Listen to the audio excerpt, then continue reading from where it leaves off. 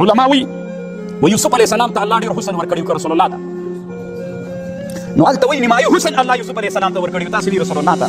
اشرف علي علامه شاه ولی الله محدث دهلوي رحمه الله محاکمه کړې ده. وی حسن په یوسف علیه السلام کې ډېر دا ظاهري حسن الله دې ته ډېر ورکړی خو ملوحت او مالګینتوب په رسول الله کې ډېر. کله کله یو سړی ښایسته وي خو د خلکو محبت نه ورسره پیدا کېږي. کله کله یو سړی د رنګ نه ډېر ښایست نه لري خو الله مالګه پکې اچولي ملوحت عربي کې ورته وایي جاذبیه قوه ډېره لري.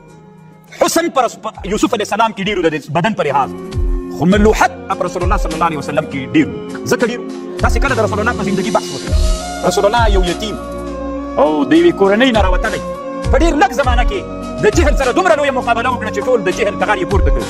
دښمنان ومومل او همزول ومومل سپین ږیرو ومومل ښځو ومومل ځوانان ومومل هغه خلکو ومنل چې هغه د جهل ماده ډېره وکړي. جزیرة العرب د اسلام نه مخکې عرب ټول د جهل په تیارو کې اوسېدلي ول. یې خواته د کسرا امپراتورۍ ولا بل طرف ته د روم په منځ کې راګیر جزیرة العرب په نسبت ټولو امپراتوریو ته د جهل په تیارو کې وه. حتی دوی حکومت نه پېژاند جزیرهیي وو ځان ځان ته هر کلي کې او متن کې ځان ځان ته حکومتونه ول. دومره جهل و الله رسول الله ته تابع کړل. ملوحت پکې وو اخلاق پکې وو. د الله یوه لویه معجزه وه چې الله عز وجل تر افغانستانه پورې خلک پې مینان کړل. عشق و مینه یې ورسره پیدا کړله. نادر محبت الله عز وجل. عمر رضی الله عنه ورغلی د ټوله ورسره ده چې رسول الله شهید کړي.